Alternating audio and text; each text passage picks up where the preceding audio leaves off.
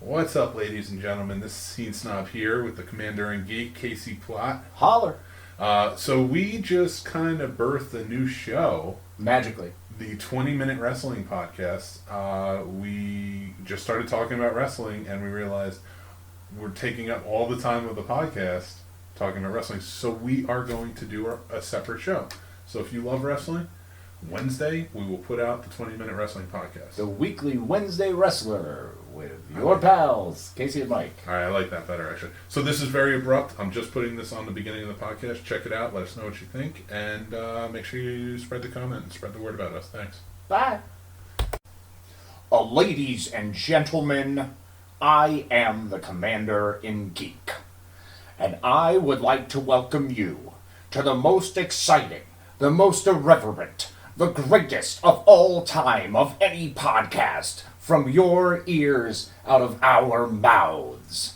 It's the Scene Snob Podcast with your number one Scene Snob, the man himself, the legend, the myth, the monolith, the Michael Kimball. Yeah, but do I just not talk now, or do I just, because he doesn't talk, he just dances back and forth. Brock Lesnar over there, just always does dance. So should I just dance here while you just talk for that? You continue dancing as I let these fools know how lucky they are that they're about to hear the very words from our incredible brains as we begin upon this great adventure known only as the Scene Snobs Podcast. You're welcome. Can you tell that old stone-faced Brock Lesnar, that's how I have to play it now whenever we get in here? Exactly. Although you have to be. He's been lively twice this year. He became Velasquez 300 once. Yeah, that's the one. And the one before that is when he won Money in the Bank.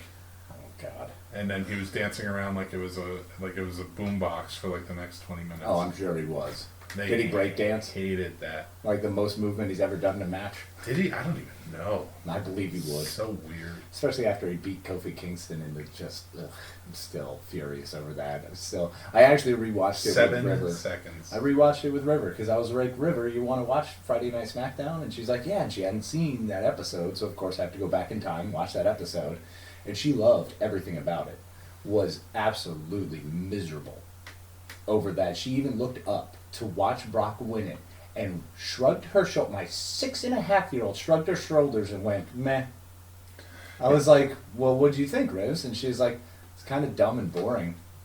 Yeah. It's like, yeah, that's... And if you don't know the history of Cain Velasquez and... or is it Cain Vasquez or Velasquez? Velasquez, I think. Velasquez? Yeah, I believe so.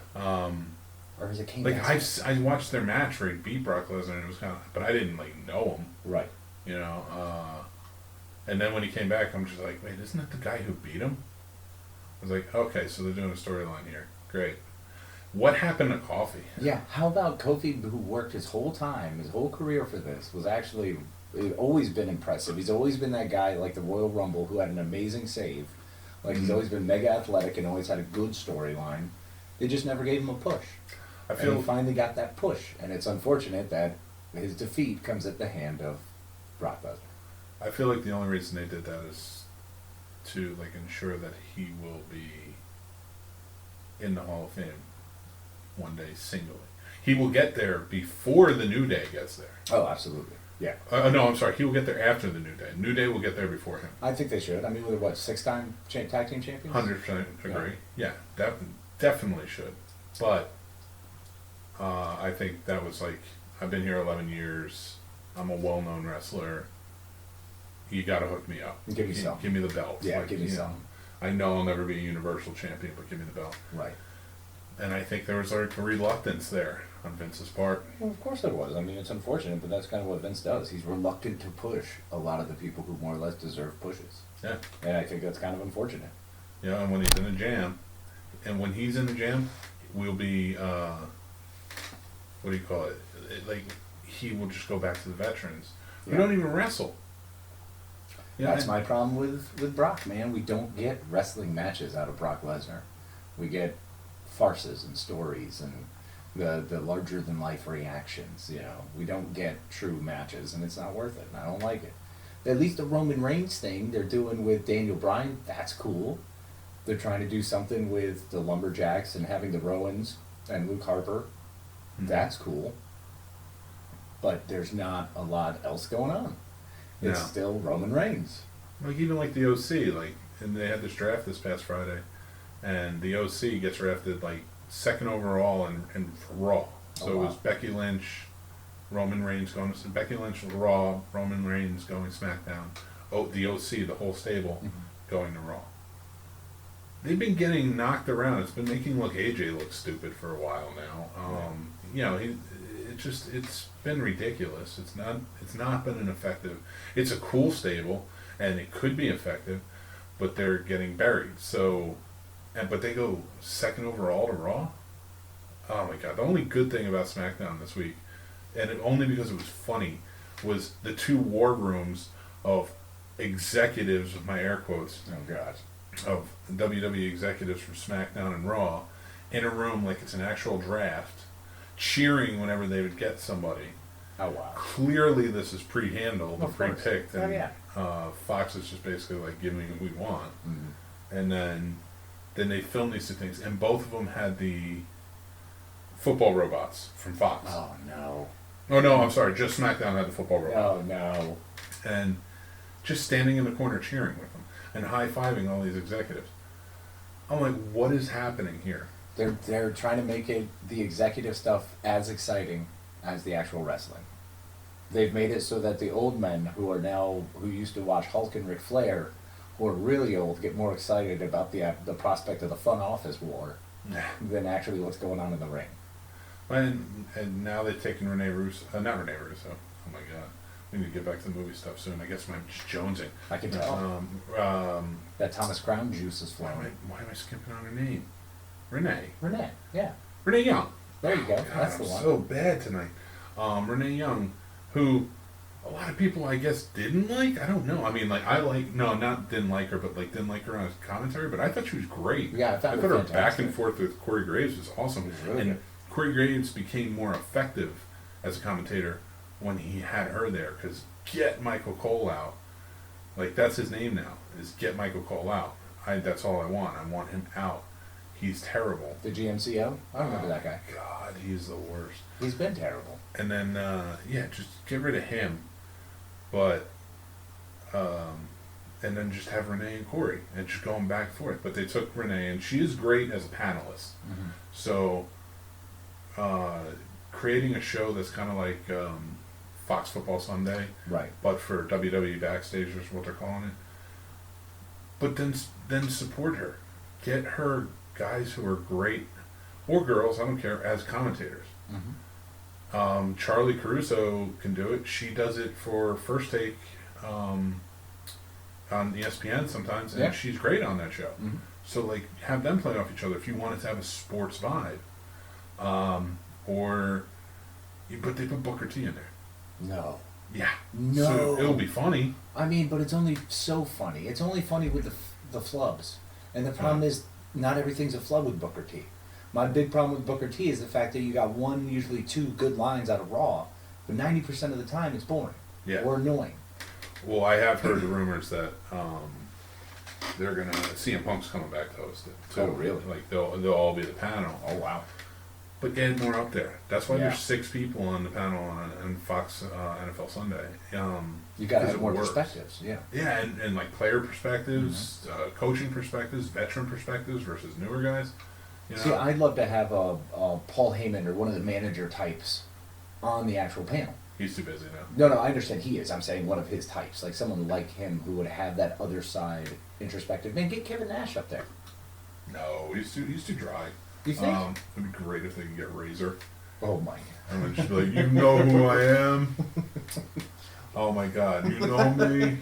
Like I love it, but it's just not Razor anymore. Yeah. Like it's just too slow. But like, get some veterans. You're right. Like And get well, those DDP Jimmy Johnson could be type up there. veterans. Right. DDP's with AEW now. Oh, he is. He's in the American Nightmare family. Oh, I didn't even see. Yeah. Oh, that's awesome. I got to check that out. Dude, we gotta talk about AEW. Yes. I love how this turned into, let's try a Paul Heyman introduction, And now we're here. and we've just talked about wrestling. That's where our show goes.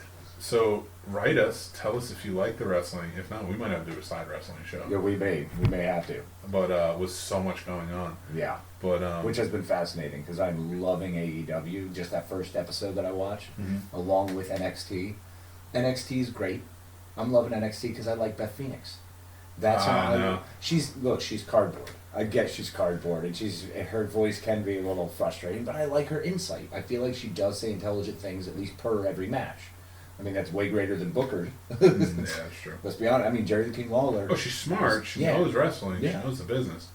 Oh, because CM Punk, you get a panel. You can have Booker up there, but you gotta tell Booker like calm down. Yeah, don't just talk over everybody. Right. But you get Booker. Renee Young runs it all. They got like another perspective of Charlie Caruso, but that's fine if they don't. I don't care. That's fair. Because I feel she deserves more credit than just eye candy. Like she is smart, especially on first take. She knows how to moderate things. Yeah. But Renee will take care of that. You got CM Punk. What about Edge? See, Edge would be brilliant. Edge is a great choice. I know he's stay-at-home dad though, because Edge was pushing Beth to do all of her stuff. And I only know this through the Instagram that I happen to follow both of them, where it's like, he's loving being a full-time dad right now.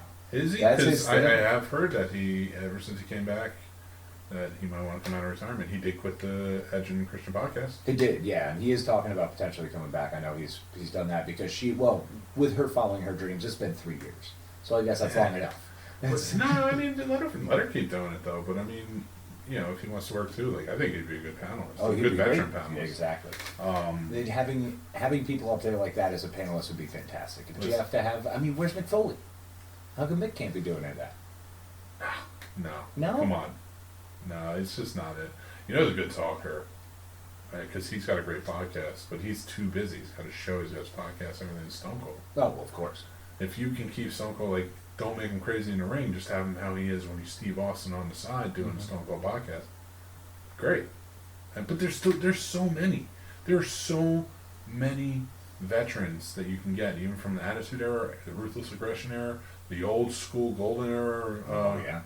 You know, like you can get so many people who come on and talk and do a good job, and make it like a sports panel. But get Taz. But actually, I did hear a rumor that Taz might be coming back to guest commentate on AEW. Good.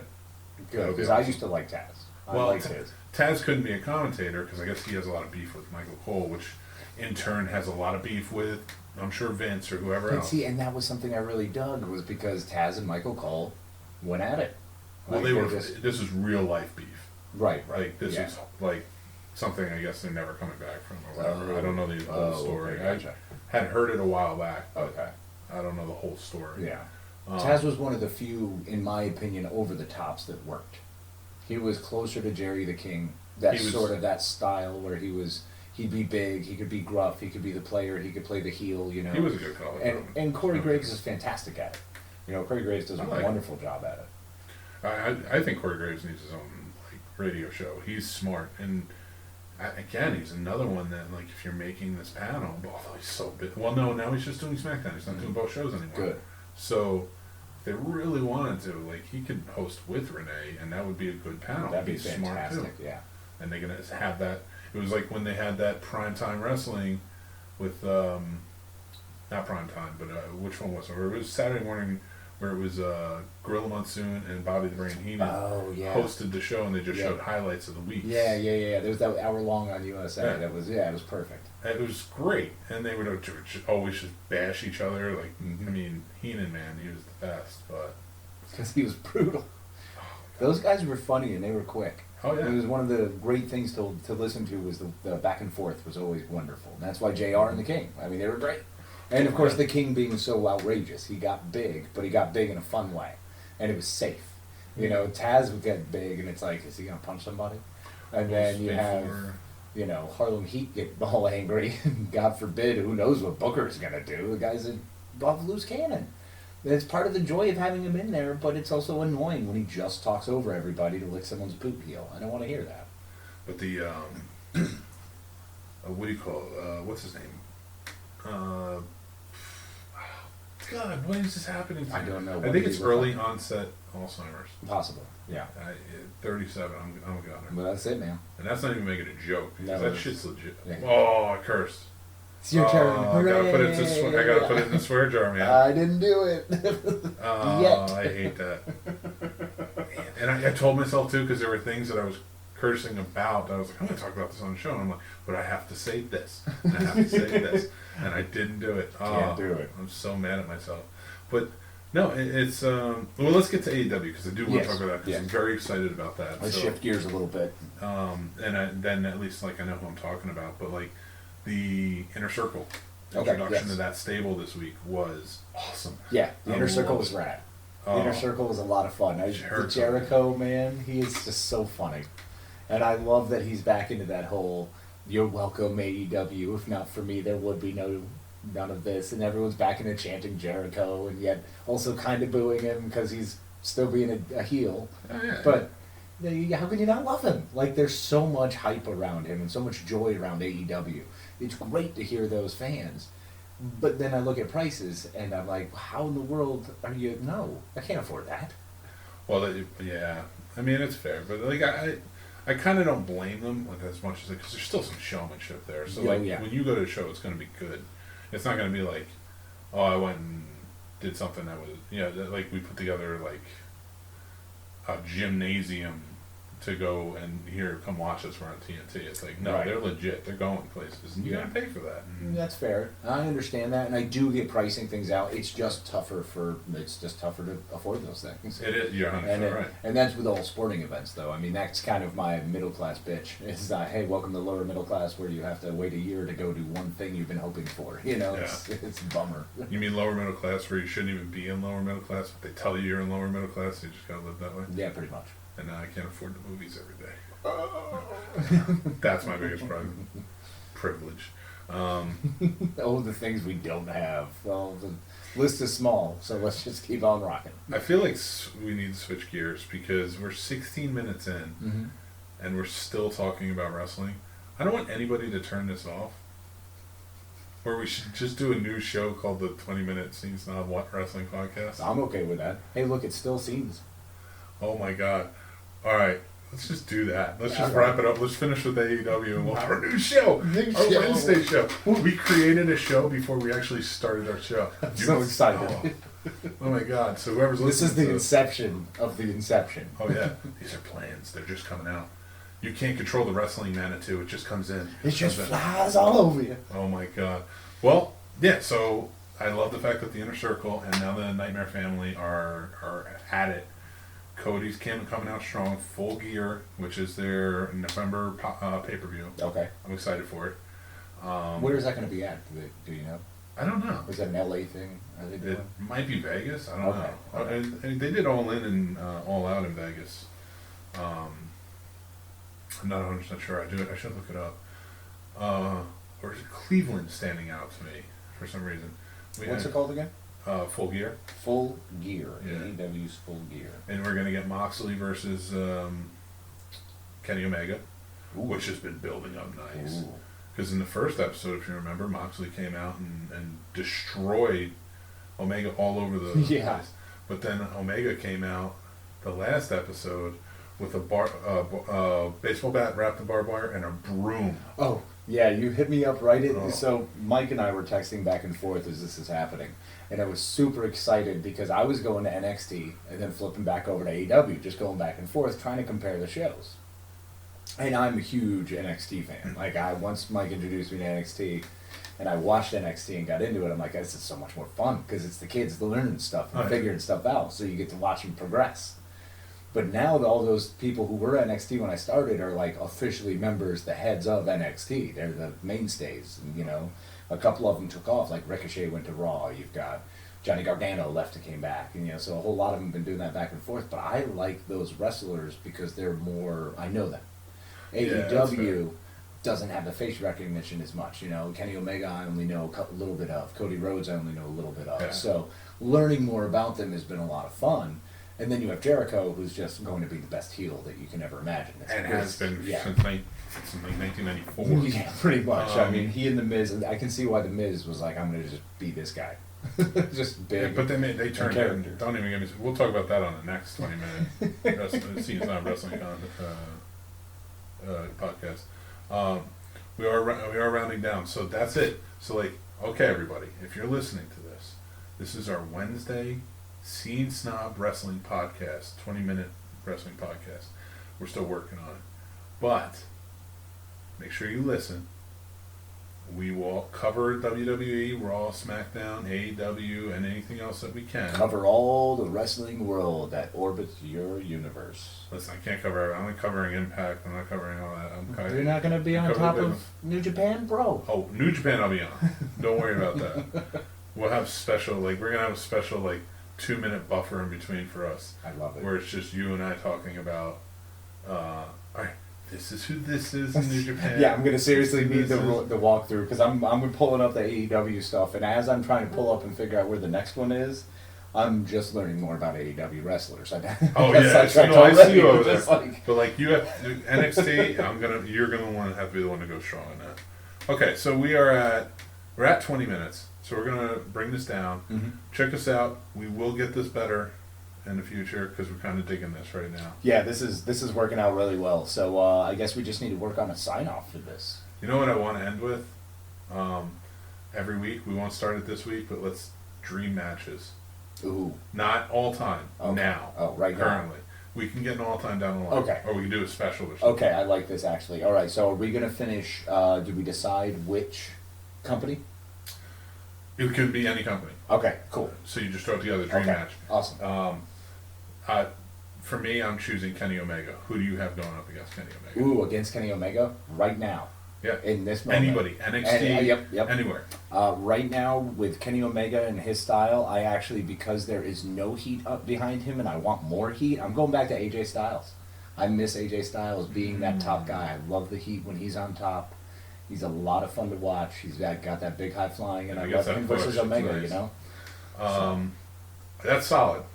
Although, AJ Styles maybe 10 years ago versus Kenny Omega now. That'd be great. Oh, I know we can't do that, better, and I didn't say that in the first place, so it's wrong of me to say it now.